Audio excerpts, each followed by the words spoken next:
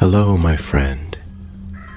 The world of magic, filled with legends and ancient tales, is opening its gates once again. Tonight, in the Gryffindor dormitory by the crackling fireplace, I will share another story with my friends. Join us, for the magic is about to come alive. In the stillness of the British Ministry of Magic's deepest chamber, a single file lay open on a polished mahogany table. The dim lamplight flickered against its yellowing pages. Across the room, a man with a lightning-shaped scar upon his brow stared at it with quiet intensity.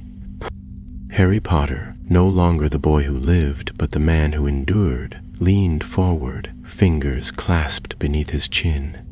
His green eyes, sharpened with years of service in the Auror office, skimmed the report one last time. The contents were troubling. Villages in Eastern Europe were reporting ghostly phenomena. Shadows with no sources, whispers heard through stone walls, and magic that didn't belong to any known branch of spellwork. Magical energies that pulsed like echoes from a long-dead war. "We've seen this before," said Hermione, standing beside him in her crisp robes, her wand tucked into the fold of her sleeve. "Not recently, but this is no ordinary disturbance." Harry nodded. "It's Grindelwald's trail. Again." Hermione's brow furrowed. "You think someone's trying to awaken his work?" Woman was obsessed with death magic. "Beyond even the Hallows," Harry said, closing the file with a quiet snap. "If someone's trying to finish what he started, we can't ignore it." Thus the ministry assigned a mission, not one for large teams or paperwork, but a quiet inquiry, discreet and fast.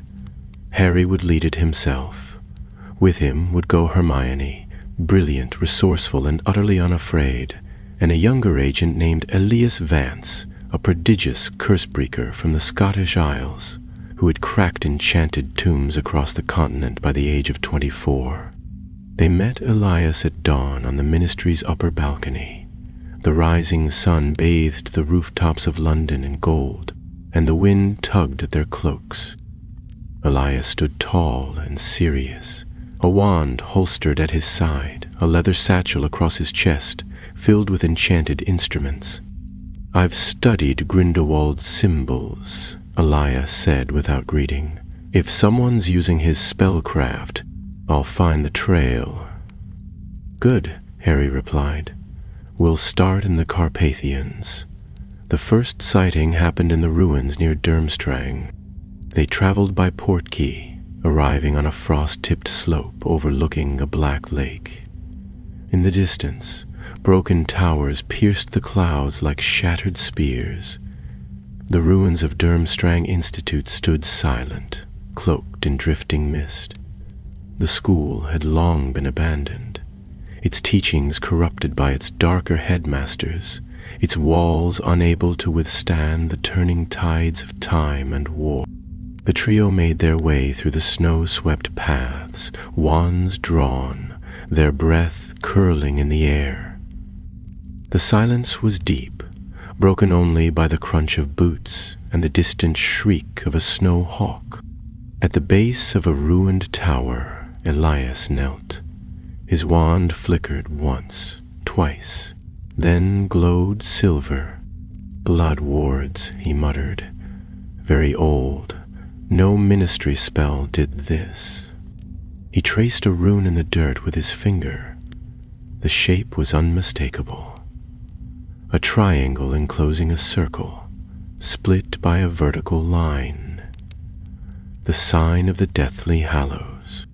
Harry's hand closed instinctively around the invisibility cloak folded in his robes. A chill crawled up his spine, not from the cold, but from memory. "We're on the right path," he said. Hermione, eyes narrowed, pointed to the shadow of a doorway crumbling into the earth. "There's something beneath us." They descended, the path winding like a serpent into the mountain's bones. cold air thickened, the walls pressed close, and ancient lanterns flared to life with green fire as they passed. A chamber opened at the end, a vault sealed with silver threads of magic that hissed and sparked. Elias stepped forward, muttering an incantation. The threads recoiled, then snapped apart with a sound like glass breaking underwater. Inside lay a stone altar, untouched by time. Upon it rested a scroll sealed in black wax. Around the altar were skeletal remains, not of beasts, but men, cloaked in the sigils of Grindelwald's followers. Their bones were scorched, as if their spell had turned upon them. Hermione approached the scroll carefully, her wand tracing protective circles around it. "No traps," she whispered, "but it radiates something unnatural." Harry stepped closer. The wax bore Grindelwald's crest. He broke it. Inside, the scroll detailed the beginnings of a spell. The runes were ancient, but Harry recognized the pattern. Ritual magic meant to rend the fabric between the world of the living and the dead. "It's incomplete," Elias said. "See here? The last incantation is missing." Harry nodded grimly. "Because Grindelwald never finished it. Dumbledore stopped him before he could."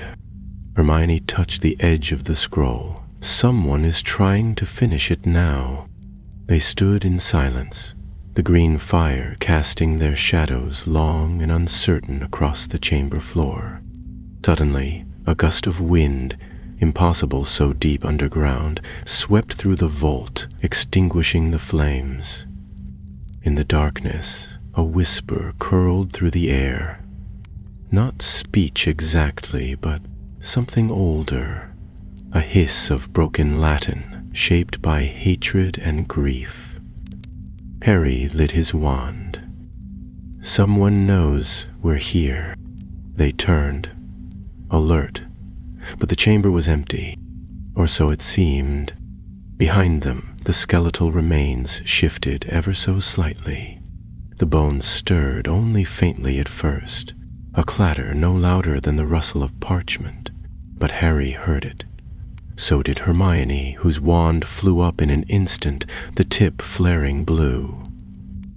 Elias froze beside the altar, his hand halfway to the scroll once more. "Did you see that?" Harry whispered, voice tight. The green fire flared again, licking the chamber walls like breath from some buried beast. Shadows lengthened, contorting in ways that no earthly light should allow. The air turned colder still, until even the breath that escaped their lips hung like misted silk in the dark. Then the bones moved again, not as a heap, but as limbs with memory. One of the cloaked skeletons rose, not by its own strength, but as if strings had been tied to its joints and pulled from above. Its robes hung like torn banners, and where eyes should have been, there were only voids. Yet something watched through them, something old and furious, and bound to a task long left undone. Elias stumbled back. "That's not in fairy magic," he breathed. "It's different, slower but conscious." Hermione didn't hesitate. "Petrificus totalis." The spell hit the skeleton square in the chest, but the creature barely flinched. Its head turned, cracking as it moved, and its mouth opened in a voiceless scream. Then the others began to stir. One by one, 4, then 6, then 9 of the robed remains began to rise, animate, and bound by dark enchantment. Harry stepped forward. "We're not fighting them. Get the scroll, now." He raised his wand and cast a ring of protective flame. The conjured fire burst outward in a wave, licking the ground and driving the nearest of the cursed figures back, though not with fear. They did not fear. They obeyed. Elias grabbed the scroll, and the instant his fingers closed around it, the chamber trembled. The walls cracked. Dust spilled like dry sand from the ceiling above, and with it came an anguished wail that echoed through the stone like the voice of a ghost caught in torment. They ran, back through the narrow corridor, feet slamming the stone floor, Hermione casting warding charms over her shoulder to slow the pursuing dead. The flame ring faltered as the last of Harry's strength pushed them forward. Behind them, the undead things gave chase, not fast, but relentless, like a tide that never ceased. When they emerged into the open air once more, the sun had risen higher, but its warmth did not touch them. Elias shouted an incantation and slammed his wand into the ground. A tremor answered, and the entry passage collapsed behind them in a shower of rubble and white dust. For a moment, all was still again. Only their breath remained, panting into the cold morning light. Harry turned to Elias, who clutched the scroll as if it might vanish. "We need to find out who's doing this." Hermione was already pulling parchment from her robes, scribbling a message to the ministry with a quill that moved by her whispered command. "We'll send this to Shacklebolt. He needs to know what's here, but we shouldn't linger. If Grindelwald left more of these protections—" Harry nodded grimly. He didn't want anyone finishing that spell, not even his followers.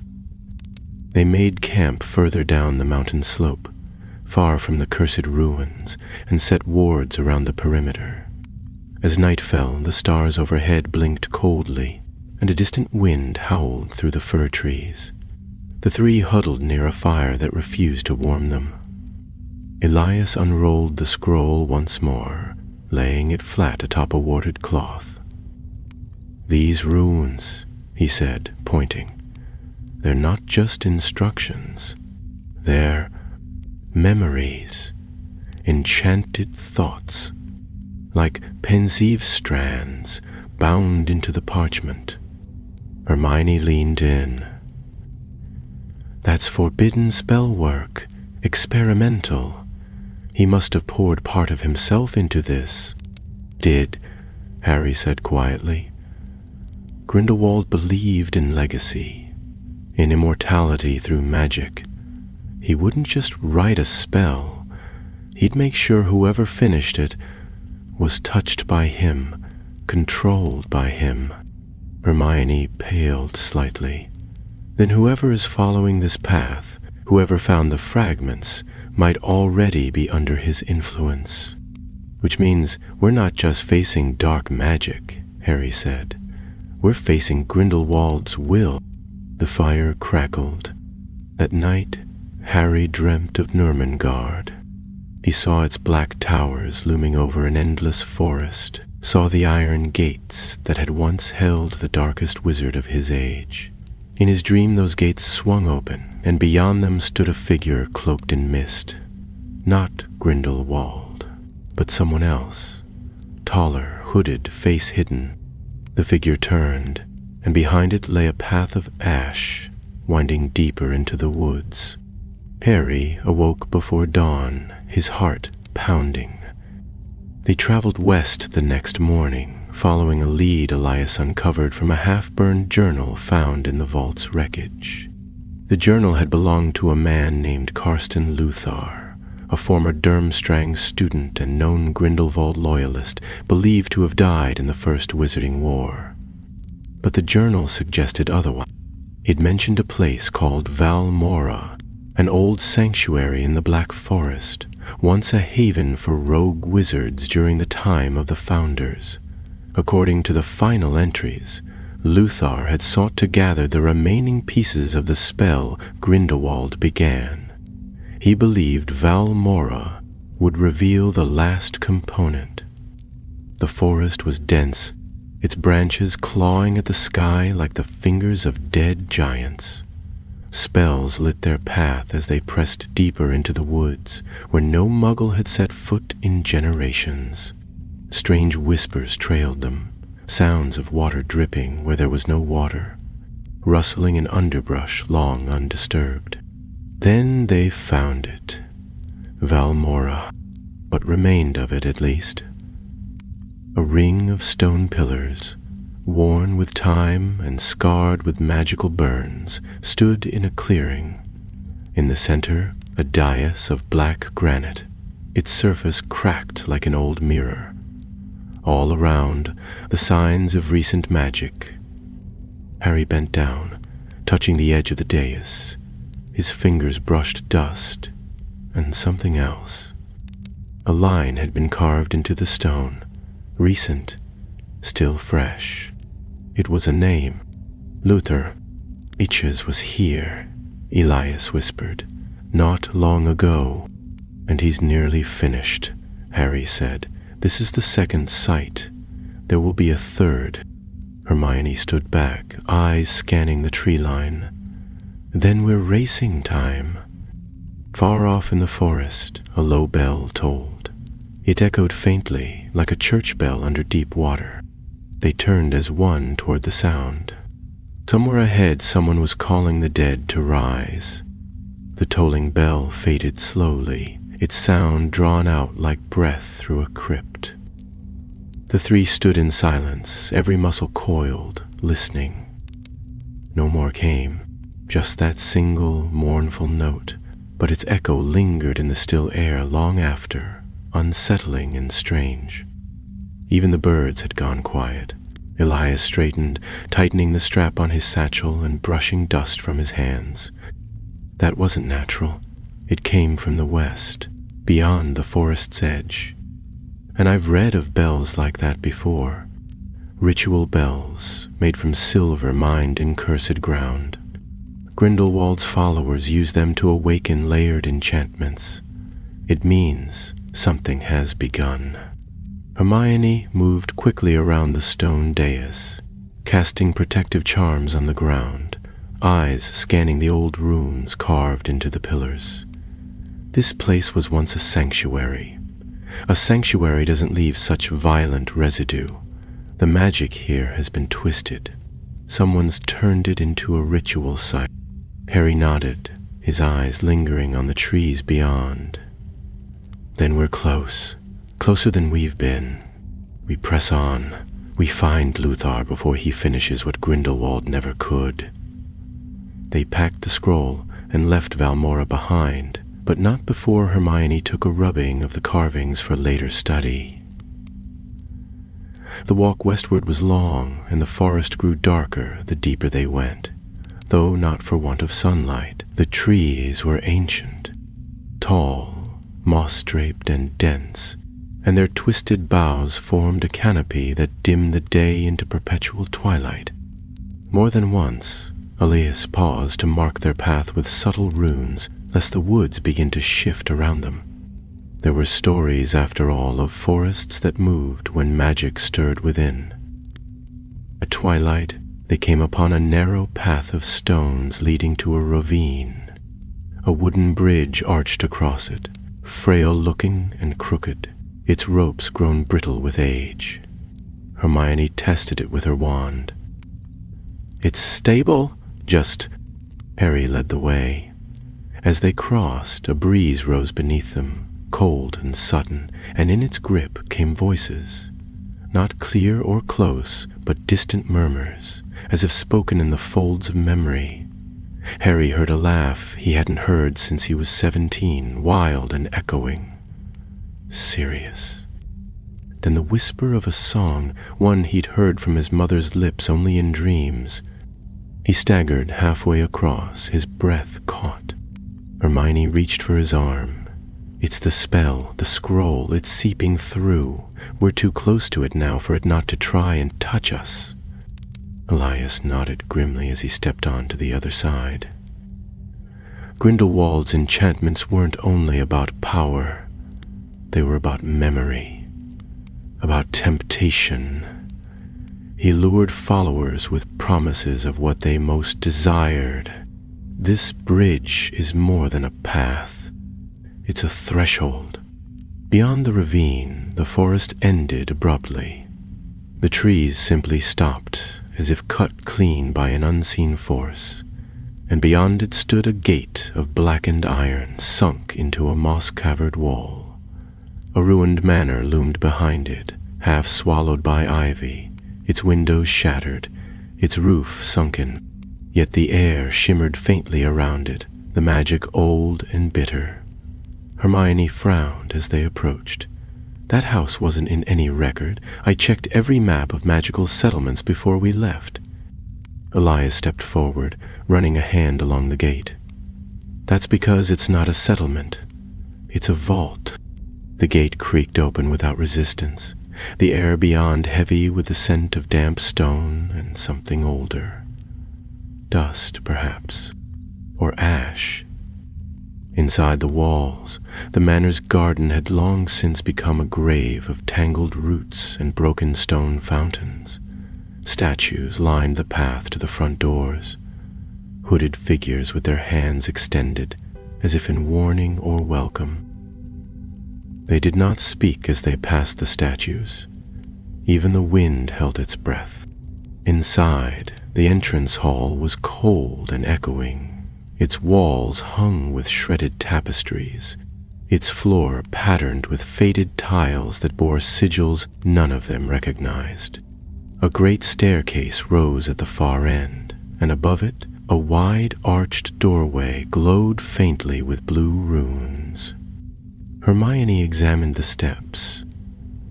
There are traces of travel here. Dust shifted recently. Someone's been living here, or hiding. Elias had already moved toward the ruins. The spell on this arch, it's not Grindelwald's hand. It's newer, but similar. Whoever is here, whoever is trying to finish the spell, they're using his patterns, but shaping them with something else. Harry raised his wand. Then we need to find them now. They climbed the stairs together and stepped through the glowing arch. The blue light dimmed as they passed, and the world seemed to shift. The corridor ahead was long and lined with stone carvings, faces twisted in agony, hands clawing at unseen barriers, as though the wall had captured souls in the moment of despair. At the far end was a door of black wood, unmarked, silent. Elias placed his hand on it, closed his eyes, and whispered something under his breath. Then he nodded. There's someone beyond this door, alone, and waiting. Harry stepped forward. Then it ends here. But as his hand touched the handle, the door swung open on its own. And inside was a circular room, vast and low-ceilinged. The floor was marked with chalk and blood, forming a great spiral inscribed with dozens of symbols, many from the scroll, others older still. At its center stood a man cloaked in deep gray, his face shadowed by the hood. He turned slowly, lifting his head to reveal pale eyes and a gaunt, lined face. "You're late," he said, his voice calm and sure. "I've already begun the invocation." Harry held his wand at the ready. "Karsten Luthar."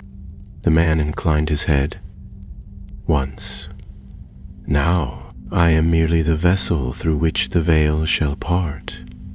Grindelwald showed us the way, but he lacked the courage to finish what he started.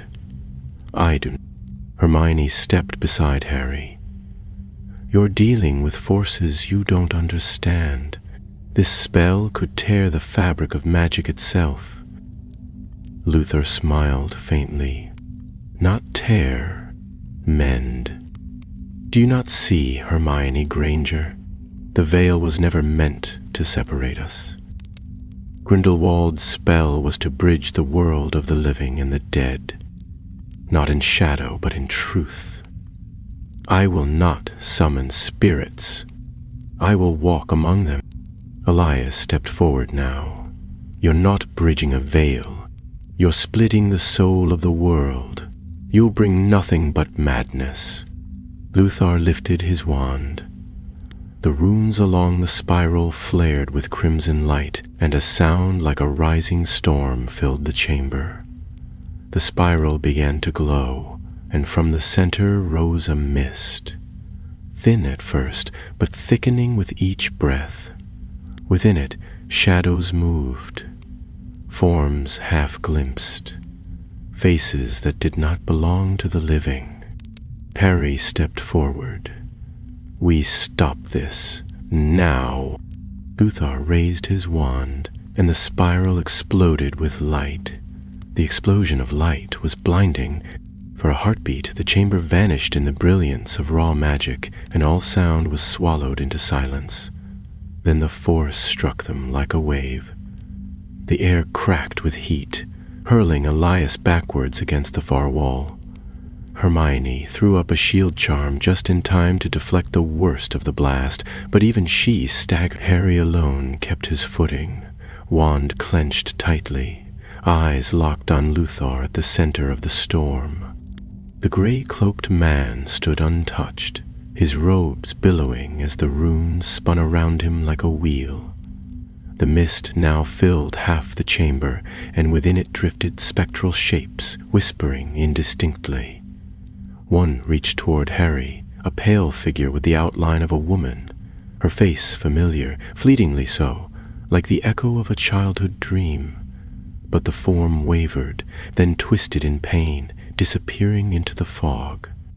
"It is working," Luthar said, voice steady and calm. "The veil is thinning." Harry stepped forward, wand raised. "You're not summoning the dead. You're tearing open a path that should never be walked." "You fear what you do not understand," Luthar replied. "The dead do not belong beyond reach. The loss of our loved ones is not the natural order. It is a wound, and wounds can be healed." Elias coughed, rising slowly from where he'd landed, blood trickling from his temple. Grindelwald said that too. He thought the same, until Dumbledore stopped him. Luthar turned his gaze on Elias. And what did Dumbledore leave behind? A world still haunted by grief. No more. This spell is not for war. It is for reunion, a last gift. But even as he spoke, the mist grew darker. The shapes inside it had begun to writhe and change. What once seemed like human figures became twisted, their features elongating into screams. One by one, they reached toward the spiral's edge, pressing against some unseen boundary, clawing to break free. Their whispers grew louder, many voices now, layered and broken, calling not names, but sounds of despair and hunger. Hermione stepped forward, face pale. "You're not speaking to the dead. You've opened something worse." Luthar's calm faltered. He turned back to the center, lifting his wand high. "No, no, the spell is not complete. It needs only the final word, the last rune." "Stop!" Harry shouted, but Luthar was already reciting the incantation. The final rune, shaped in silver flame, burst into life above the spiral. The fog screamed, the chamber cracked with thunder, and the runes along the floor lit in crimson. The ground shook beneath their feet, and from the heart of the spell rose a figure, tall, shrouded in gray and black, faceless. It stood utterly still, yet the magic in the room twisted around it like a storm. The moment it appeared, every breath in the chamber grew shallow. Hermione stepped back instinctively, and Elias grabbed Harry's arm. "That's not Grindelwald," he said. "It's not even human." The figure raised its head. There was no face beneath the hood, only a void, dark and pulsing, and from it came a voice that was not spoken, but felt. It reverberated in the bone, the mind, the soul. "Who calls through the veil?" Luthar trembled but raised his arms, eyes wide. "I do. I am your vessel. I seek the bridge." You are not the bridge. You are the gate." And with those words, the creature extended its hand. A tendril of shadow surged from its palm and pierced Luthar's chest. He gasped, falling to his knees, as the shadows began to pour into him, curling into his veins, his eyes, his mouth. His body convulsed as he screamed, not in pain but in rapture. The runes around the room sparked wildly, some turning black, others vanishing altogether as though consumed. Harry acted first. "Expelliarmus!" The spell hit Luthar's wand and sent it flying, but it was too late. The man collapsed, twitching, and then went still. The shadowed figure stood over him a moment longer, before beginning to fade, drawing back into the spiral of runes, its presence dimming but not vanishing. Hermione ran to the spiral's edge, her eyes flying across the runes. The spell's unraveling. He failed, but he still opened a door. "We need to seal it," Elias said. "Now, before something else comes through." Harry knelt beside Luthar. The man was breathing, barely, his eyes blank, as if something behind them had been scraped away. He was not dead, but he was no longer present in the way a person should be. The shadow had taken more than magic. Hermione and Elias worked quickly, tracing counter runes into the floor, overlaying the spiral with a new pattern. Harry joined them, wand in hand, casting barriers around the mist, which still moved of its own accord. The ritual took minutes, but each second felt stolen. The chamber shuddered around them, stones cracking and torches guttering. At last, Hermione shouted the final counterspell. A burst of white light surged from her wand, spreading across the runes like a wave. The spiral collapsed inward, the fog drawing into a single point and vanishing with a hiss. The floor cracked beneath it, and the runes faded entirely. Silence fell. The chamber was dark now, save for their wand light. Luthar lay motionless. The runes were gone. The mist, the voices, the figure, they had all vanished. Harry slowly let out the breath he'd been holding. "Is it over?" "For now," Hermione said softly. The spell wasn't completed. Whatever came through wasn't able to remain. But the breach happened, Elias added, and someone else could try again. They stared down at Luthar. His face was sunken, his hair silvered as though decades had passed. He breathed but made no sound. The cost of his ambition was etched in every line of his skin. Harry rose, brushing dust from his robes. "We take him back to the ministry. Let them see what chasing ghosts truly earns." They left the manor before dawn, its walls groaning in the wind. The gate shut behind them with a creak like a sigh, and the black forest seemed quieter now, as if the world itself was resting after the storm. But Harry knew better. Grindelwald's spell had not died. It had merely been delayed. The journey back to Britain was subdued. Luthar lay unconscious beneath layers of protective enchantments, bound by spell and rope, suspended within a charm-stabilized capsule crafted by Elias. They took no chances, for none could say what remnants of the shadow lingered within him. Even unconscious, his presence stirred unease. The runes upon the capsule shimmered faintly whenever he stirred, and the air around him remained unnaturally cold. The portkey deposited them just beyond the main atrium of the Ministry of Magic, where a team of aurors, pre-warned by Hermione's owl, met them with drawn wands and grim expressions. Kingsley Shacklebolt, tall and commanding even in twilight, approached at once, his dark cloak whipping behind him like storm clouds. His gaze fell on Luthar, and though his expression betrayed no fear, the lines around his mouth tightened.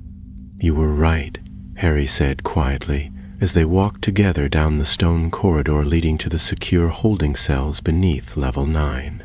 Grindelwald's legacy didn't end with him. Shacklebolt nodded slowly. Legacies like his rarely do. Magic that ancient clings to time, and ambition rarely dies alone. He paused, then added, "But the spell wasn't completed?" Hermione shook her head. Interrupted. The ritual was failing as it reached its climax. Something answered, but it couldn't stay. We think it needed more. Shacklebolt frowned. More what? Elias, who walked just behind them, adjusted his satchel. More power, more sacrifice, or perhaps more conviction. Luthar may have known the runes, but he wasn't Grindelwald. He didn't have the depth or darkness to carry it through. They reached the reinforced vault chamber. Several curse breakers and wardmasters were already at work, inscribing the holding room with every known protection against dark enchantment. When the capsule was lowered into its center and anchored with spells, the room seemed to settle. Luthar's eyes never opened. "I want this room guarded day and night," said Shacklebolt, turning to the lead orator. "Nothing goes in or out without my command." Then to Harry he added, "We'll question him when he wakes. If he wakes. Until then, I want everything he left behind catalogued." "There may be more than one Scrow," Hermione said as they stepped back into the upper corridor. "The one we recovered was incomplete. It's likely Grindelwald didn't store it all in a single location. That means the spell could still be completed by someone else," Elias added. "If they find the rest..." Harry rubbed the scar on his brow, not because it ached, but because old habits die slowly. "Then we need to find it first." They gathered in Hermione's study that evening, within her quiet home on the edge of Ottery St. Catchpole. The fire crackled warmly in the hearth, and the walls were lined with books on ancient magic and obscure lore, many of which had not seen the light of day since the war. Scrolls lay unfurled across the central table, and pinned to a wide corkboard were maps marked with pins and thread, each denoting a location tied to Grindelwald's early rise to power. Elias leaned over one of the older maps, fingers tracing the path they'd followed from Durmstrang to Valmora. "There's a pattern to the locations, hidden sites used during the early years of Grindelwald's rise. Most were outposts for training or safe houses for fugitives, but some were more than that. Sites of ritual, magical experiments." Hermione nodded. "He never operated without a plan. Each place had a purpose. If we study the sequence of locations Luthar followed, we may guess the third before anyone else finds it." Harry studied a particular section of parchment marked in faint blue ink. It depicted a mountain range in northern Albania, near the ruins of an old citadel long since abandoned by wizarding society. "This," he said, tapping the spot, "was mentioned in Dumbledore's notes. Grindelwald was known to have met with a dark alchemist there, someone who specialized in soul work. If any place would hold the final piece, it's here." Hermione crossed the room, withdrawing a thin volume from the shelf and opening it to a page marked with a ribbon.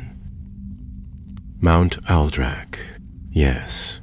It was sealed off in 1894 after a magical collapse.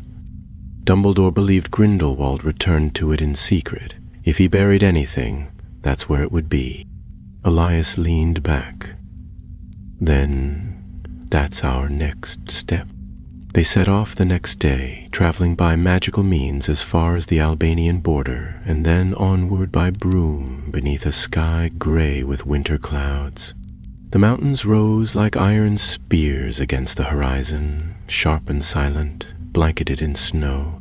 The wind howled down their slopes, carrying the scent of pine and frost. No trail led to the citadel, not any marked by human foot or wizarding craft. They found it only by following the map's hidden markings, which shimmered faintly under a detection spell. The ruin emerged from the mountain's side like a buried beast's skull, broken and weather-worn. Its battlements had long since collapsed, and its towers stood like snapped bones against the sky. Yet, even from a distance, the magical presence around it could be felt. It pressed against them, not violently but insistently, like the weight of forgotten things. They passed beneath a stone arch, inscribed with runes now too faded to read. The great hall was half collapsed, its roof open to the sky. Snow fell through it in great silent flurries, and the stone floor was marked with old scorch patterns, evidence of duels long since lost to time.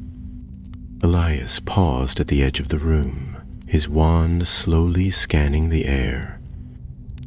There's a barrier here, not one of stone or spell, but of time. Grindelwald enchanted the space to resist decay. The magic preserves not the structure, but something inside it. Hermione moved forward, her hand tracing the edge of a rune set into the wall. Here, the same sigil we saw beneath Durmstrang. It's another vault. Harry stepped forward, his eyes narrowing. Then we're exactly where he wanted no one to ever come. Elias nodded. Help me with the unsealing. I'll need both of you. Together, the three wizards began the intricate work of unraveling Grindelwald's protections. Layer after layer of defensive magic unwound, each one carefully bypassed rather than broken. Any misstep could trigger destructive wards. Hours passed. The sun dipped low, and only the pale light of enchanted torches lit the chamber. Finally, a rumbling sounded beneath their feet. A square section of the floor trembled, then slid back, revealing a staircase descending into darkness. Harry drew his wand. We go together. They entered the depths of the ruin, the stairs spiraling downward, the stone smooth and damp beneath their boots. The air grew colder the farther they descended. At last they reached a door of blackened wood, untouched by rot. Symbols burned faintly across its surface. One word pulsed at the center, written in a language none of them had seen, but somehow all understood. Enter? Elias swallowed. That means threshold.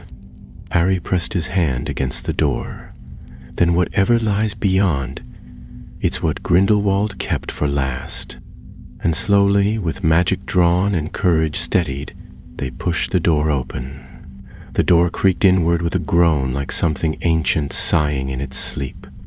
Beyond lay a chamber unlike any they had seen before. Neither vault nor tomb, but something more deliberate. The walls were smooth obsidian, polished to a mirror's sheen, and runes crawled across their surface like living veins of silver, shifting and reconfiguring even as the trio stepped through the threshold. A soft glow illuminated the space, but no visible source fed it. The light simply existed, floating through the room like starlight held captive beneath the earth. At the center stood a pedestal carved of white stone, unmarked, pristine, and above it hovered a sphere of crystal, slightly larger than a quaffle, spinning slowly on its axis. Within the crystal swirled a dense gray mist, its movement strangely rhythmic, as though it pulsed to the beat of an invisible heart. The magic emanating from it was immense, not raw or aggressive like the chaos of battle spells, but deep, controlled, and ancient. It filled the air with pressure, not unlike the quiet before a great storm. Hermione stepped forward cautiously, wand drawn, eyes locked on the sphere. "It's not a weapon," she whispered. "At least, not in the ordinary sense. This is a magical core, a spell condensed into pure essence. Elias approached from the side, casting a series of diagnostic spells, each one flickering faintly against the sphere before dissipating. It's old, pre-Dark Ages at least, but it's been altered. Grindelwald didn't create this. He found it, then shaped it to his design. It's not the spell, it's the source, the missing power. He must have built the ritual around this. Harry circled the pedestal slowly, his mind racing. So Luther was wrong. He thought he needed the final incantation, but it was never about the words. It was about this. Hermione nodded, her brow furrowed. Which means Grindelwald never completed the spell because he never dared to use it. Perhaps not even he trusted what would happen. Perhaps the mist inside the sphere began to shift more rapidly, coiling faster, and the silver runes on the walls responded. They brightened, pulsing in harmony with the sphere, and then voices filled the room. Not loud, but unmistakably present. They whispered in dozens of tongues, their meaning unclear, yet somehow understood all the same. Words of longing, of memory, of names half lost in time. Then the sphere stopped spinning. The chamber darkened slightly, as if the light itself hesitated. Harry's wand hand tightened. "Someone is watching us," Elias said, voice low. A shape stirred in the wall ahead, no more than a shadow at first. Then the polished obsidian shimmered like water, and from it stepped a figure draped in a cloak of deepest green. His face was familiar, and yet not. His features were sharp, noble, unmistakably proud. His hair silver, blonde, tied back, his eyes cold and bright. Hermione gasped, "It's Grindelwald!" But as he stepped fully from the wall, it became clear that he was not flesh. The figure moved with too perfect grace, and his feet never quite touched the floor. He was memory, preserved, not in pensive strands or portraits, but in magic itself. The apparition spoke, and though his mouth moved with clarity, his voice echoed as if through centuries. "If you stand here now, then my work has either failed or been stolen.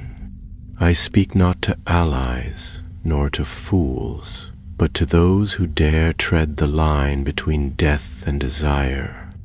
Harry stepped forward. "You created this place. You built the spell." The vision turned its gaze to him. "I shaped what was already ancient. The veil is no invention of mine.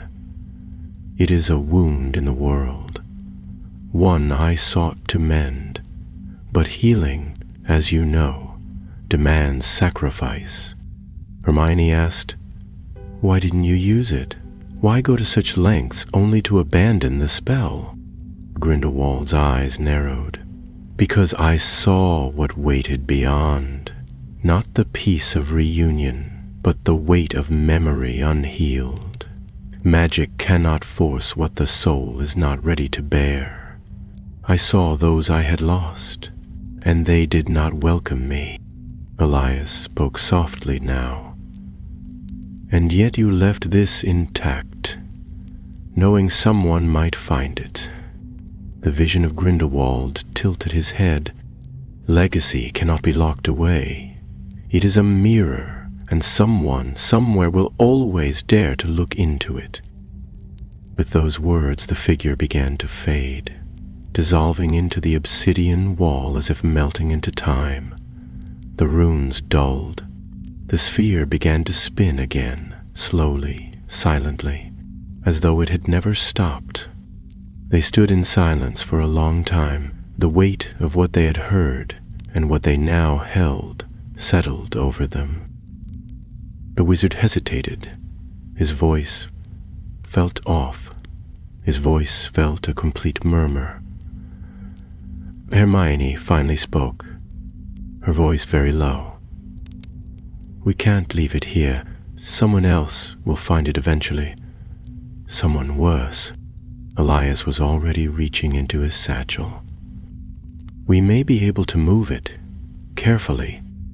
If I build a stabilizing field around the sphere and you shield the magical current, we might be able to contain it.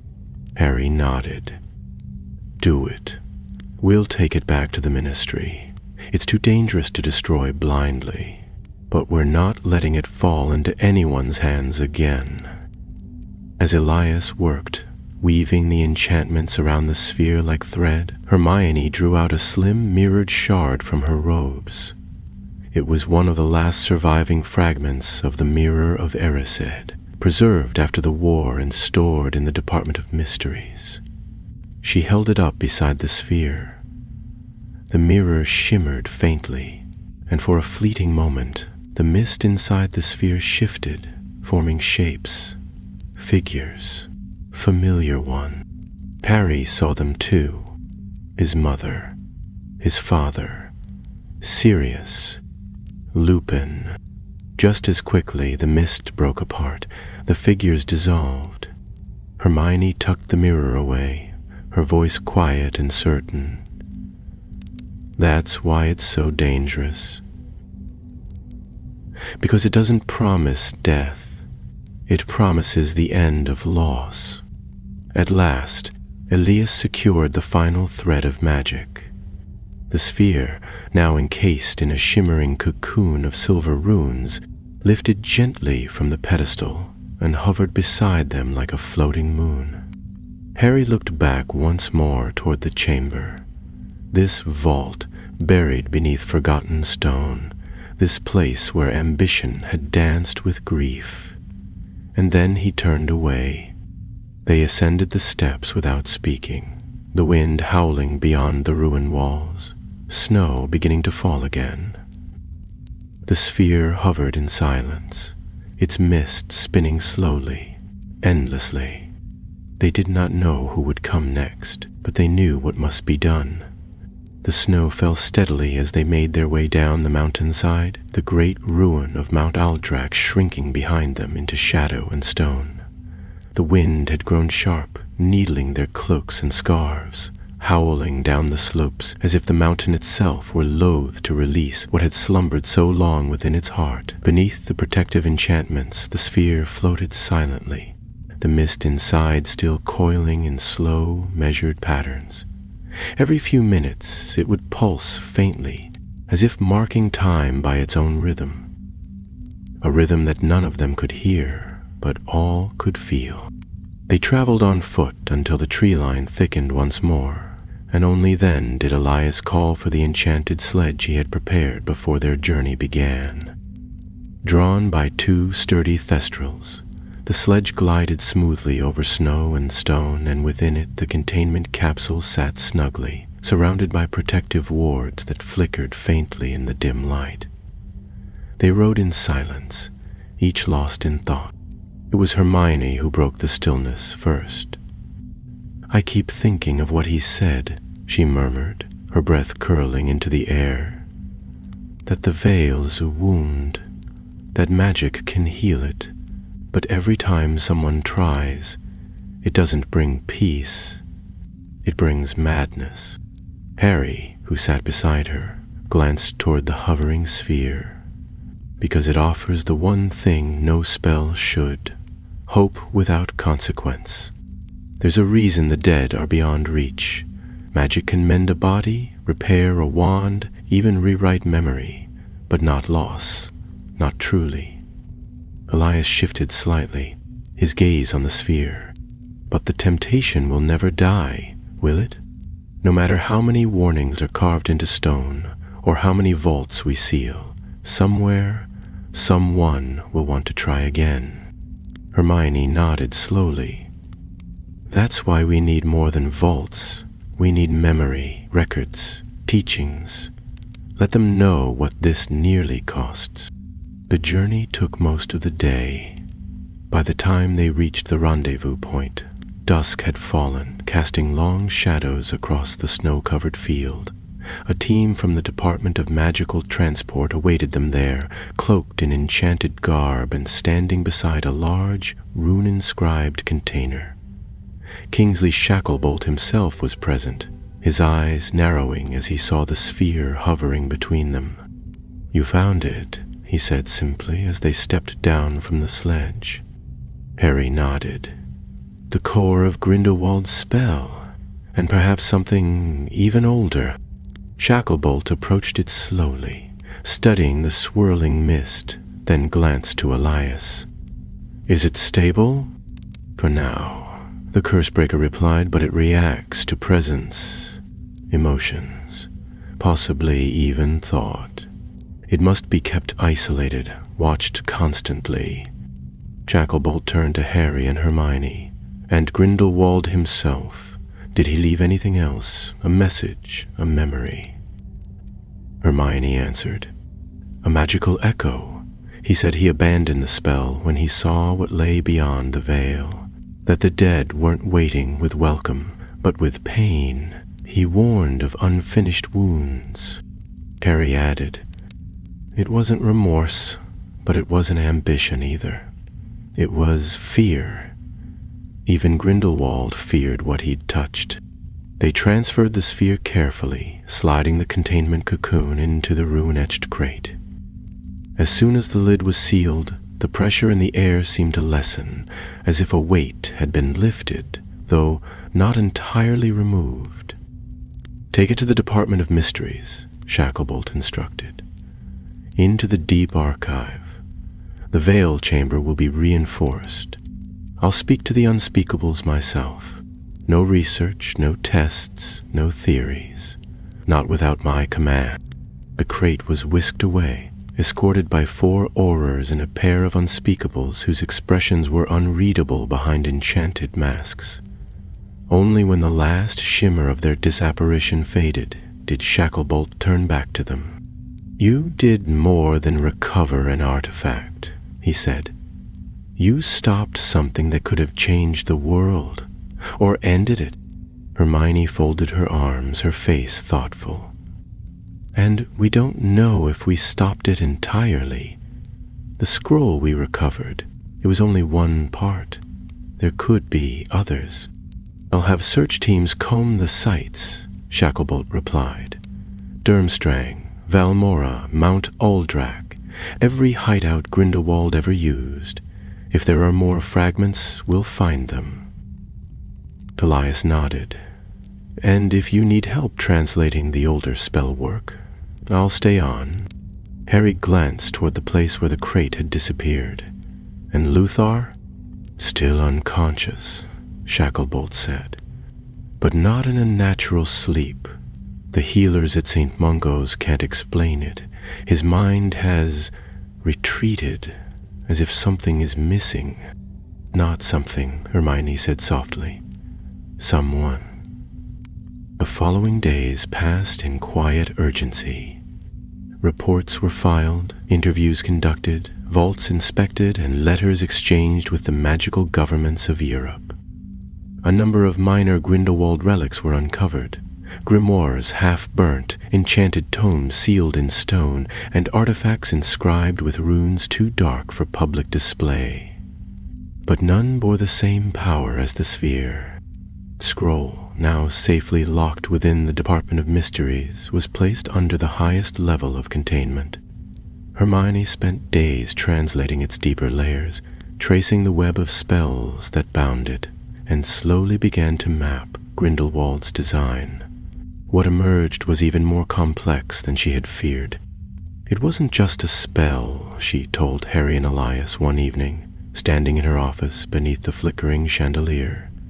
It was a series of spells, tied to memories and loss. It required intent, but also grief. That was the real power source. Harry leaned against the desk, arms crossed. "Which explains why Luthar believed so strongly. He lost someone.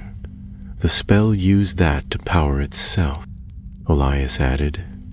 "And it explains the shadow, the thing we saw in the ritual chamber." It was shaped by his grief, but not bound by it. They were silent for a moment. Then Harry said, "That's what makes it so dangerous.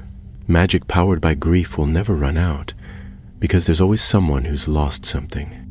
Hermione nodded. "We'll need to educate the next generation about this, not just as a warning, but as a history. This can't become a forgotten secret, only to be unearthed again by someone else hungry for reunion." Harry gave a quiet sigh. "I'll speak to McGonagall, ask if we can give a lecture at Hogwarts." A faint smile touched Hermione's lips. "Maybe this time they'll listen." Elias chuckled, then sobered. "And what about the veil? The department's done everything it can to guard it, but if someone were to find another way—" "We'll be ready," Harry said. "If it opens again, anywhere, we'll close it. No one walks through, no one brings anything back." And with that solemn promise hanging in the air, they returned to their quiet tasks, though all of them knew it was far from over. The spell had failed, but the idea remained, lurking in the edges of thought like a shadow just outside candlelight. The veil was closed, but it had been touched, and in the deepest corners of the magical world, something still listened. The halls of Hogwarts had changed little over the years. The enchanted ceiling of the great hall still reflected the sky above. The moving staircases still twisted and creaked with a mind of their own, and the portraits lining the corridors continued to grumble and gossip whenever students passed beneath them. Though the war had ended long ago and many new faces had come to fill the classrooms, there remained something eternal about the ancient castle. A sense of quiet vigilance, as though the stones themselves remembered. Harry stood near the edge of the black lake, his cloak billowing gently in the wind, the distant towers of the school framed against the fading light of evening.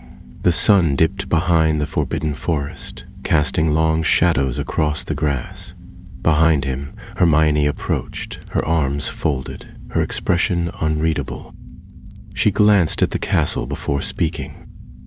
"I never thought I'd be coming back here to teach students about Grindelwald," she said softly.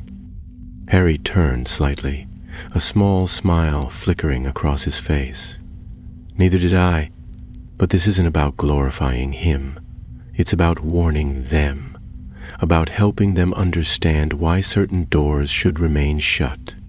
Hermione nodded. "They're curious, all of them. The older students have heard whispers about the veil, the spells, the sphere. The truth will find them whether we tell it or not." "Then we tell it right," Harry replied. "No embellishment, just the cost." Later that evening, they stood before a crowd of seventh years gathered in the Defense Against the Dark Arts classroom. Professor Chang, now the department's head, had made space in her lesson plans for the special lecture, and the students sat unusually quiet, sensing the gravity of the moment. The room was dim, torches flickering against the stone walls, and the atmosphere held a stillness that even Peeves dared not disturb. Harry spoke first, his voice steady but low. He recounted the tale carefully, beginning not with Grindelwald, but with the war against Voldemort, with the death that followed and the memories that lingered. He told them about the veil, about the ancient magic that marked its boundary, and then about the whispers, those who believed it could be breached. He didn't name Luthar nor reveal the location of the relics, but he described what they had seen. A spell shaped by grief, a ritual nearly completed, a door nearly opened. The students listened, wide-eyed, many leaning forward in their seats. Hermione followed, offering insight into the spell work, describing the way loss was used as fuel, how even the best intentions could be warped by sorrow. Her words carried a weight only experience could give, and when she spoke of the echo Grindelwald left behind, his warning, the silence in the room deepened.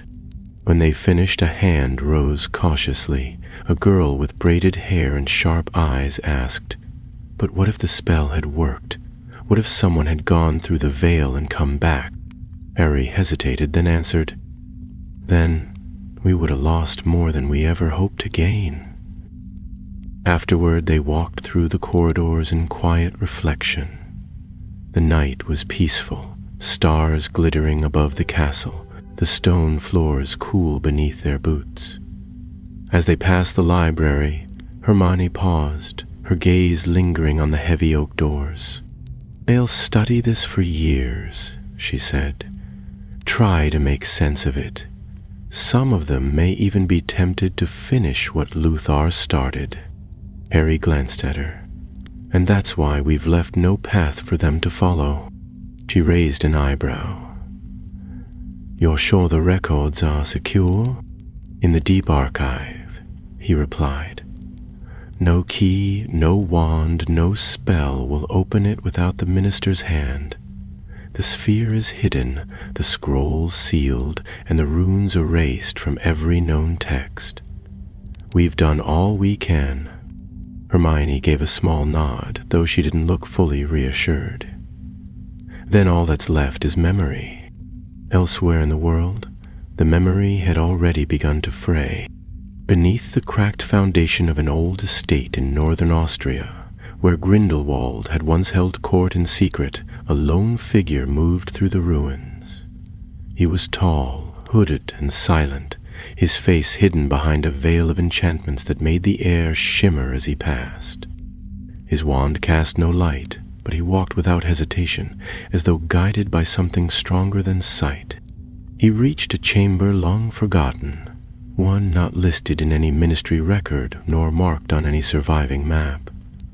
Within it stood a pedestal like the one beneath Mount Aldrak, though this one was shattered, the stone fractured by time or spellcraft. Runes lay scattered across the walls, fragments of a greater whole, and in the dust beneath the debris were the remnants of a scroll, burned at the edges, but legible still in its center. A figure knelt, brushing away the dust. His fingers hovered above the parchment, not touching it, and then he spoke a single word.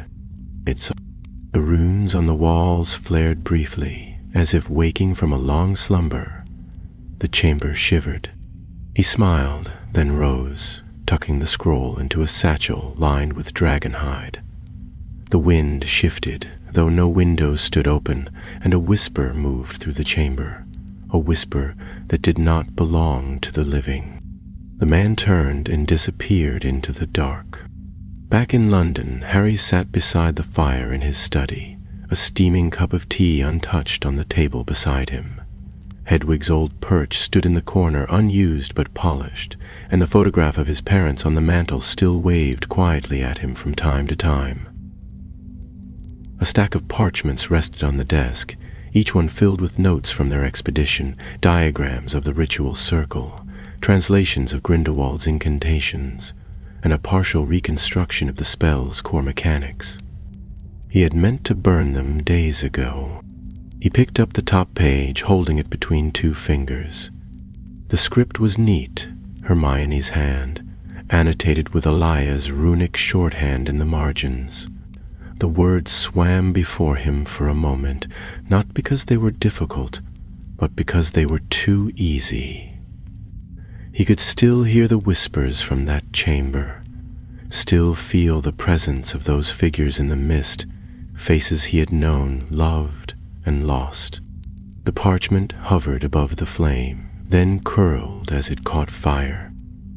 One by one, he fed the notes into the blaze, watching each page blacken and fold into ash. When the last was gone, he leaned back in the chair and closed his eyes. For now, the world was quiet, but the veil had been touched. Silence would not last forever. The weeks that followed passed in a strange kind of stillness. The ministry maintained its vigilance. Daily reports were logged, every trace of Grindelwald's known movements re-evaluated, and magical historians scoured old records with renewed urgency. Yet no new signs emerged, no fresh disturbances, no shadows whispering through the walls of ancient ruins. For a time, it seemed as though the danger had passed. But Harry remained unconvinced. Even during the quietest moments, when he walked the familiar corridors of the ministry, or sat at home beneath the soft rustle of parchment, he carried the sense that something remained unfinished. He spoke little of it, not even to Hermione or Elias, for there was nothing solid to report, only the lingering echo of a presence he could not name. It was just after the spring thaw, when the last snows had melted from the northern hills, that the first letter arrived. It bore no seal, no ministry stamp, no identifying mark of any kind. The parchment was thin, the ink oddly faint, as though the quill had been dipped in fog rather than ink. It had appeared not on his desk at work nor at his home, but outside the doors of the Department of Mysteries, folded carefully and tucked between the bricks, as if it had grown there. Harry unfolded it slowly. There were no pleasantries, no signature, only a short message written in neat, deliberate script. "I will not. The bridge shall rise." He showed it to Hermione that evening. She studied the parchment for a long while, then set it down beside the hearth. "It's not Luthor," she said at last. "The tone is wrong. There's no desperation, only purpose." Harry nodded. "And someone who knew exactly where to leave it." They increased the security around the department. All entries were tracked, every object passing through examined by a team of spell weavers. Yet no tampering could be found, no breach detected. It was as though the letter had been left not by physical hand, but by spell itself. A few days later, Elias sent word from Prague. He had been investigating an old magical archive in the heart of the city, a vault said to contain banned relics confiscated after the Second Wizarding War. Among the scrolls stored within, he found a parchment containing a set of sigils nearly identical to those discovered in Valmora. Symbols tied to the ritual spell Grindelwald had attempted to create. More troubling than the sigils was the date burned into the edge of the parchment, February of the current year. It was new. When Elias returned to London, he brought the scroll with him, sealed inside a dragon-bone tube enchanted with defensive charms. They gathered once more in Hermione's study, the room lit by soft lantern light, its shelves heavy with books that seemed to listen as they spoke. "This was written by a master," Elias said, unrolling the parchment across the table. "The ink was mixed with worm ash, and the sigils are flawless. Whoever made this knew exactly what they were doing. This isn't some imitator reading from old texts. This is someone continuing the work, with knowledge even Luthor didn't possess." Hermione traced one of the runes with her wand, her expression grim. "There's more. These sigils suggest a refinement to the original spell. Someone is reworking the sequence, strengthening the layers, adapting the structure. It's not just a continuation, it's an evolution." Harry studied the parchment, the flicker of the lantern light dancing across his eyes. Whoever they are, they're not acting alone. They've had access to protected knowledge, places not easily reached. This isn't the work of a single rogue.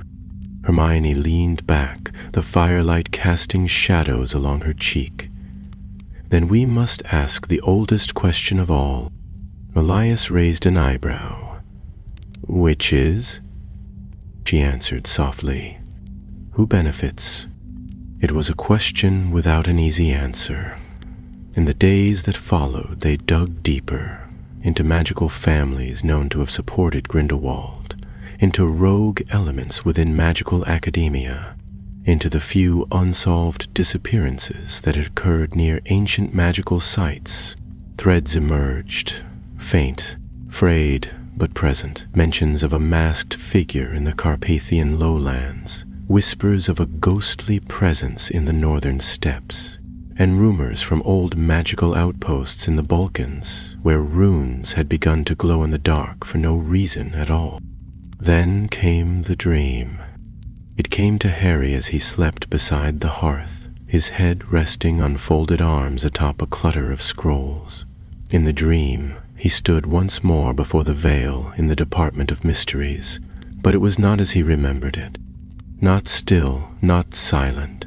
It moved like fabric beneath water, rippling gently, and beyond it he could see shapes. Not people, but lights, floating, flickering, gathering. A voice called from behind him, low and melodic.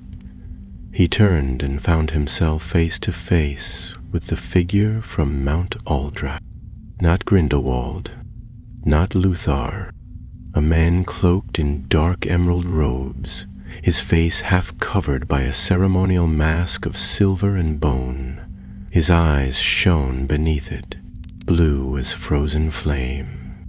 "You see it now," the figure said, his voice echoing oddly in the vast chamber. "The veil is not an ending, it is a passage, and it does not belong to the ministry. It belongs to all of us." Harry reached for his wand, but his hand found nothing. The figure stepped forward, the mist of the veil trailing toward him like a living thing. "I will finish what they began, not out of grief, not for the dead, but for the balance of life and death itself. The bridge will rise, and you will see it, Harry Potter. You will stand upon it." The dream ended there, but Harry woke with a start, drenched in cold sweat, the echo of the voice still ringing in his ears. He told Hermione the next morning. "It wasn't just a dream," she said, brow furrowed as she stirred tea without tasting it. "The connection was magical. You saw through the veil. Or something saw you." Elias arrived later that afternoon, bearing new findings. A recently unearthed ruin in the hills of Montenegro had been sealed by the local magical council. Symbols found etched into the inner walls matched those from the scroll. More disturbingly, 2 researchers who had entered the ruin disappeared without a trace. Their tracking spells simply ceased to function. "Whatever is happening," Elias said, "it's moving faster than we thought." Harry stood, reaching for his cloak. "Then we don't wait any longer." They would go to Montenegro. They would find the hidden site. And this time, they would face whatever shadow had stepped forward from behind the veil. The mountain roads of Montenegro twisted like old veins, narrow and uneven, carved into stone by time and the passage of things older than men. The wind howled through the high passes, rushing across cliffs where the trees grew sideways, bent by centuries of storms. As they approached the hidden site, the air grew heavy with that peculiar weight Harry had come to recognize. Magic, dense and ancient, lying dormant in the stones themselves. They arrived at twilight, their figures cloaked and silent as they stepped from the enchanted carriage that had carried them across half of Europe. The path before them was little more than a thread of earth winding between boulders and dry grass, leading to a crumbling shrine tucked into the side of the hill. The ruin itself was unremarkable to the untrained eye. Half buried beneath vines, its walls cracked, its once proud pillars fallen, but magic hummed beneath the surface. The stones were etched with protective wards, and the very air shimmered with concealed enchantments. Elias knelt near the entrance, wand moving in slow arcs as he murmured the unlocking sequence he had devised from the runes discovered in the Prague archive. At first, nothing happened. Then the stones groaned, a deep grinding like breath drawn through stone, and the doorway opened inward, revealing a sloped corridor leading into the earth. They lit their wands and stepped inside. The passage was steep, carved directly into bedrock, with walls marked by repeating patterns. Sigils layered like musical notes, repeated in rhythmic sequence, the purpose of which was not immediately clear. Hermione traced one of them with her wand and frowned. These aren't just decorative, they're harmonic sigils. Whoever built this place was weaving sound into structure. Elias nodded, his voice low. If the spell is hidden here, this place might be its resonance chamber. They continued deeper, the air growing colder and drier as they descended. No dust clung to the stones, and no insects skittered across the floor. It was not that the place had been abandoned, but that time had been held at bay. Magic flowed in these halls like air through a cave, ancient and untouched. At last they reached a wide chamber, circular, domed, and utterly silent. In the center stood a stone basin, shallow and broad, filled not with water, but with a silvery fluid that rippled without wind.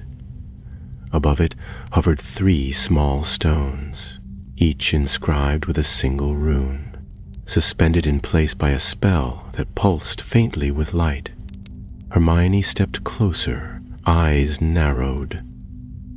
It's a memory pool, but not like the Pensieve. This isn't for personal recollection, it's collective, ritual-based, shared experience. Elias had begun to circle the chamber, wand scanning the walls. There's no sign of damage, no blood magic, no trap spells, but the enchantments here are old, very old. Some of these runes predate modern spell work. Harry gazed into the pool, watching the silver swirl and shimmer. Beneath the surface, faint images began to emerge. Faces, places, voices half formed. Then, slowly, a shape resolved. A tall figure in green robes, a silver mask covering his face, standing at the edge of a forest beneath a moonless sky. Harry took a step back. It's him, the one from the dream. Hermione's expression hardened. Then this isn't a remnant. It's a signal. He left this here to be found. Elias reached the far end of the chamber, where an arched doorway stood half-shuttered by broken stone. He cleared the rubble with a flick of his wand, revealing a short hall and, beyond it, a smaller room lined with shelves of stone. Upon them rested scrolls and fragments, most cracked or faded, but several intact. He examined one, his breath catching. Derry. Hermione, come look at this.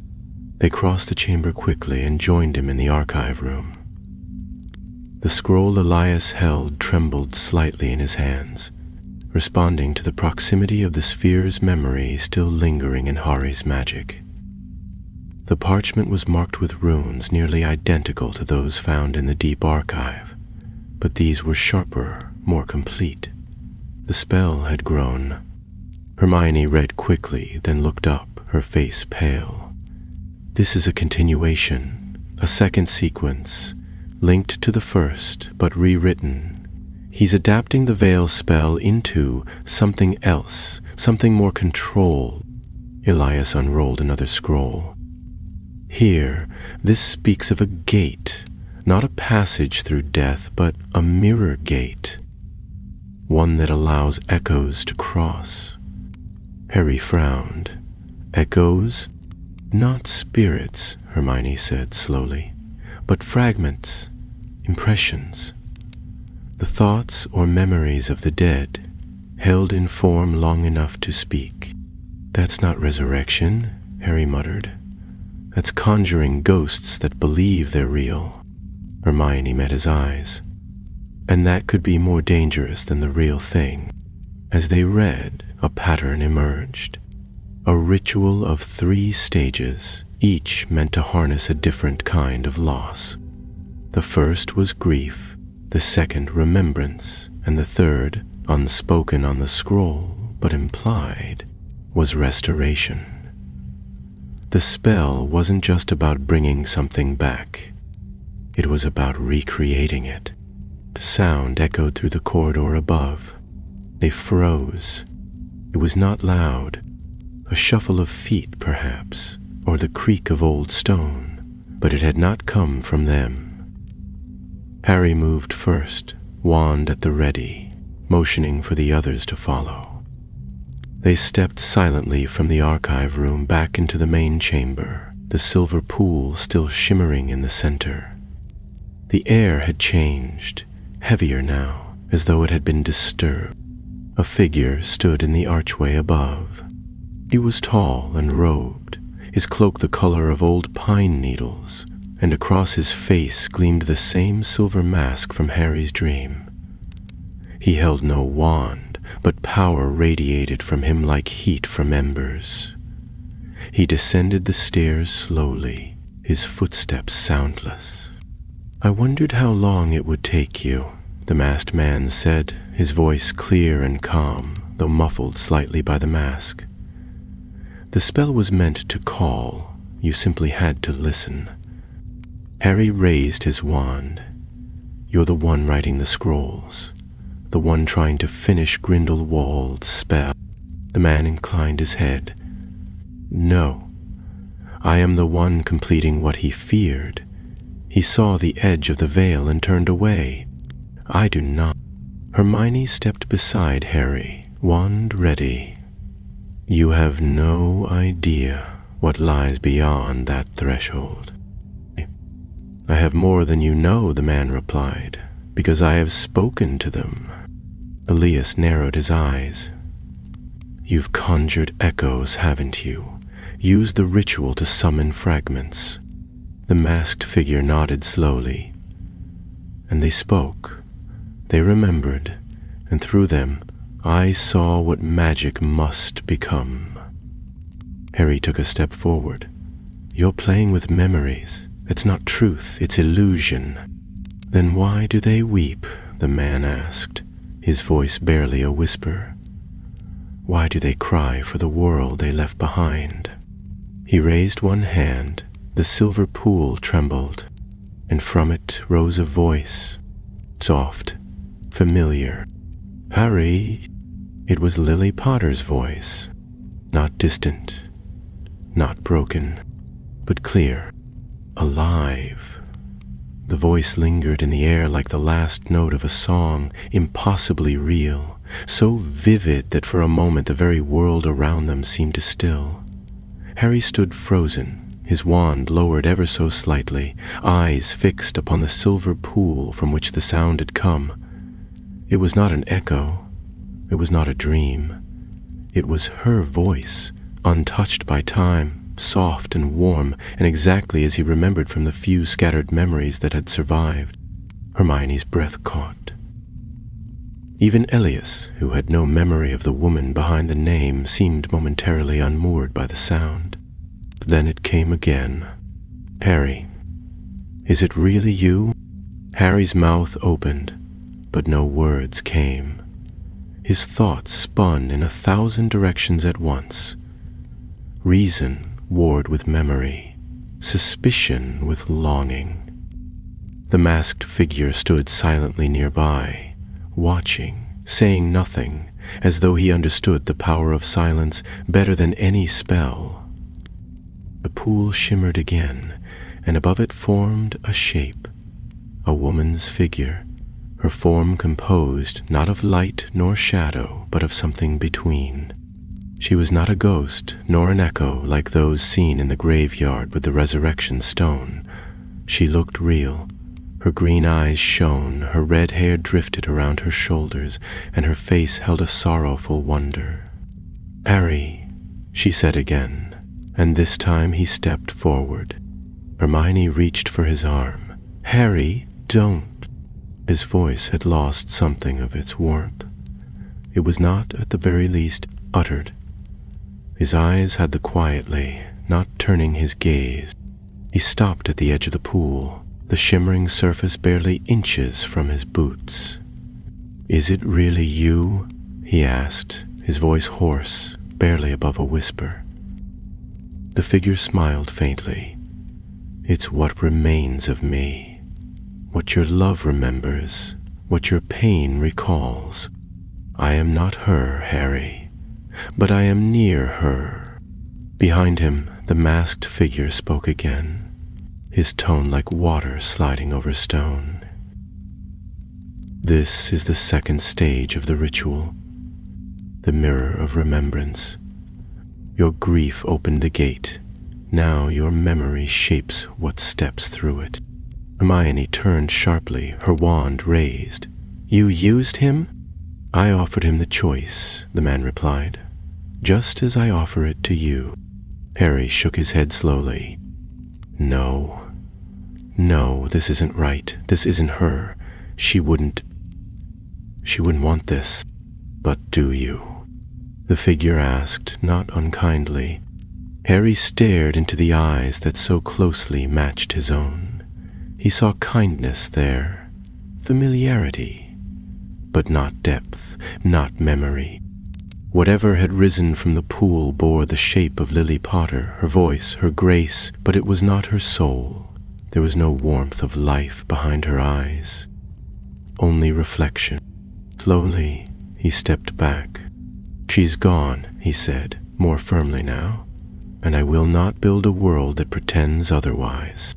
The figure's face fell, and the shape dissolved, the mist drawing back into the pool as gently as it had risen. The masked man tilted his head. "Even now, you fear what you most desire. You have seen that it works, that the spell answers. Would you truly leave it for another to use?" Elias moved forward now, wand glowing faintly.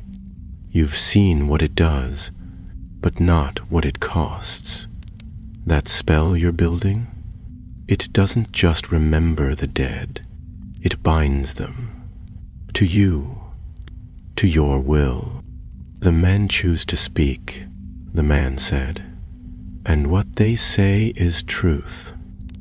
"No," Hermione said firmly, stepping beside Elias. "What they say is what we remember them saying. The spell uses our memories to construct them. It's not the dead who speak. It's our grief dressed in their faces." For a long moment, no one moved. Then the masked man turned away from them, his cloak whispering across the floor like leaves in wind. "You call it illusion. I call it mercy. The world has suffered enough death. This spell can end it." Harry raised his wand again. "It will end everything if you continue. You're twisting the line between memory and life." "I am mending it," the man replied, lifting his hand toward the far wall. The stones glowed suddenly, runes bursting to life in a cascade of light. The chamber trembled beneath their feet as a pulse surged from the pool, filling the room with a humming pressure. Elias shouted, "He's activating the third stage. Restoration! He's going to anchor them!" Hermione raised her wand, casting a binding spell toward the masked figure, but it rebounded harmlessly off a shield of green flame that flared to life around him. He raised both hands, and the sigils around the chamber began to spin, slow at first, then faster and faster, forming a swirling net of light and rune. Harry stepped forward, planting himself between the man and the pool. "I won't let you finish this." "You cannot stop what you do not understand," the man said, his voice rising. "I will walk through the veil and return whole. And when I do, no one will grieve again." Harry's wand lit with a blue glow. "Then you leave me no choice." With a swift motion, he fired a spell, not of destruction, but of severance. a cutting charm honed from magical bindings, one he had learned from Bill Weasley during a mission years before. It struck the center of the ritual net, and for a heartbeat, everything froze. Then, with a sound like glass shattering beneath water, the runes splintered. The masked man staggered backward, the shield around him flickering. The light in the room dimmed, and the pool of silver erupted in a column of mist and light, filling the chamber with deafening wind. The ground cracked beneath them, and pieces of the ceiling rained down in chunks. "Out!" Harry shouted, grabbing Hermione's arm. They ran, Elias at their side, the mist clawing at their heels as the chamber collapsed behind them. The corridor twisted with smoke and wind, and the walls groaned with magical strain. Only when they reached the outer hall did the tremors begin to fade. They turned back once. The doorway to the ritual chamber was gone, buried in stone, but the man in the mask was nowhere to be seen. Hermione leaned against the wall, breathing hard. He escaped, disapparated, or used a hidden exit. Elias nodded grimly. He'll try again. He has part of the spell, and now he knows it works.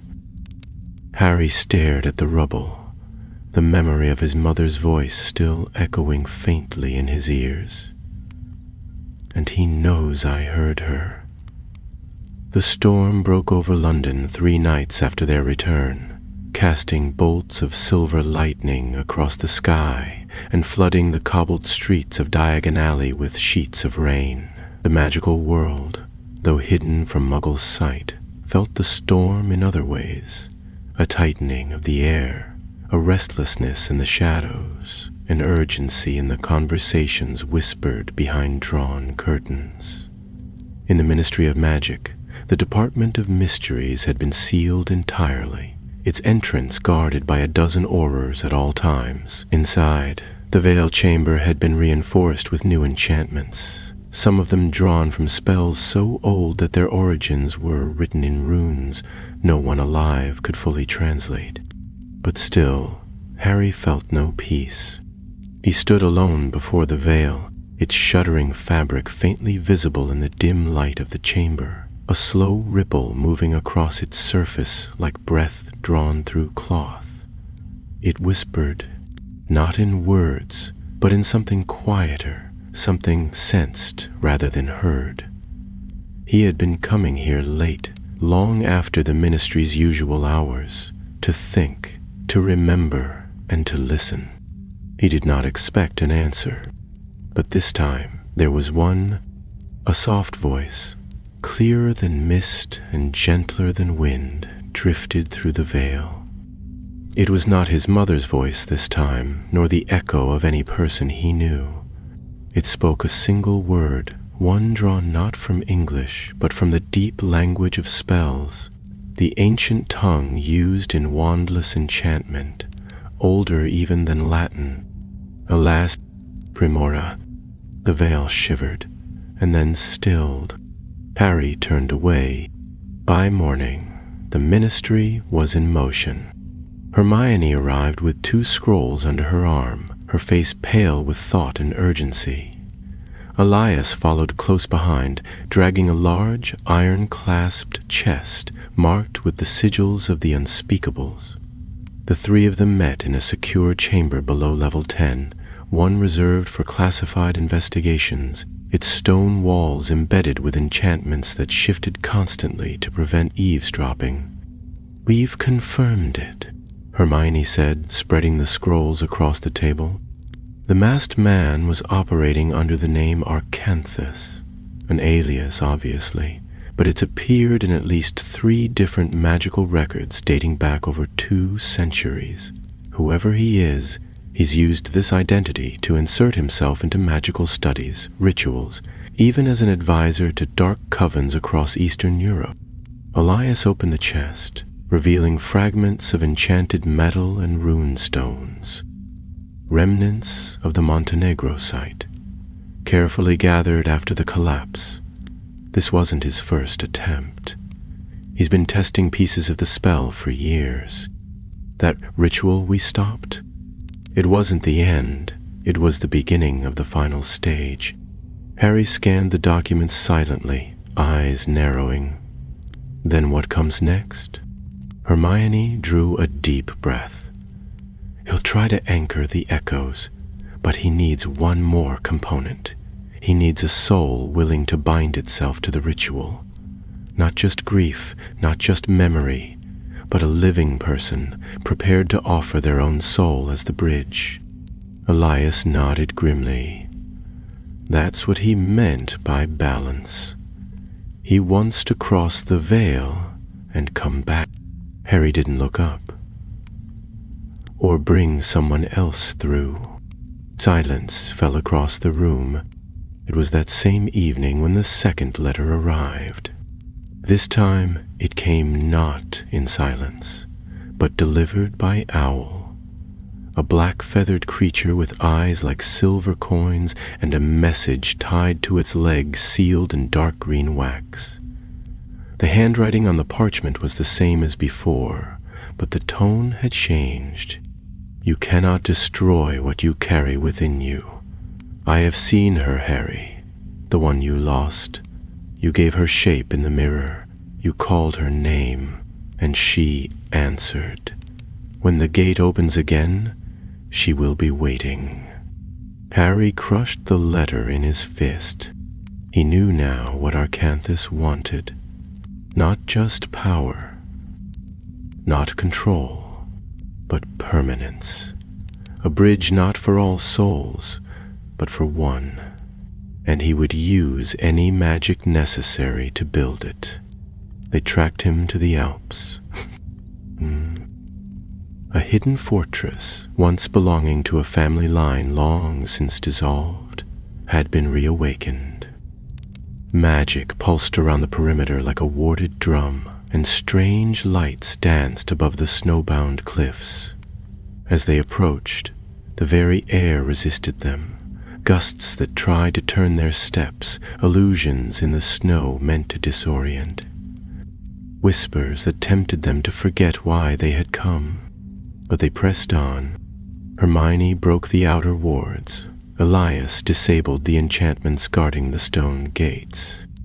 Harry led the way into the cold halls where Arcanthus waited. They found him standing in a ritual circle at the heart of the fortress.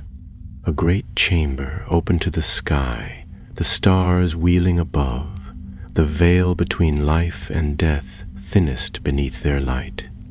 Around him floated mirrors, dozens of them, each one glowing faintly with faces not entirely real. You came, he said, as though they were old friends. You've already seen what waits. Why deny it any longer? Harry stepped forward. Because I know what she gave her life for, and it wasn't this. The ritual began to flare. Elias hurled the first spell, Hermione the second. The battle was swift and wild. Wards shattered, stones split, light and shadow danced like ghosts in the wind. Arcanthus fought with ancient magic, the kind that wrapped around memory and turned pain into power. He summoned echoes, shaped them like shields, and for a moment Harry faced his own father in combat. Not real, not whole, but terrifying in its familiarity. And then Harry saw the heart of the spell. The final rune had not yet been cast. It hovered above the altar, incomplete, waiting for a name. Arcanthus turned toward it, speaking softly. Lily. That was all Harry needed. He cast a severing charm laced with every ounce of magic he possessed, striking the rune through its core. The spell buckled, the mirrors shattered, the chamber screamed, and Arcanthus vanished in a burst of shadow and light. Returned in silence. The veil remained undisturbed. The scrolls were sealed once more, placed beyond reach in the deepest vaults. Hermione began the work of teaching again.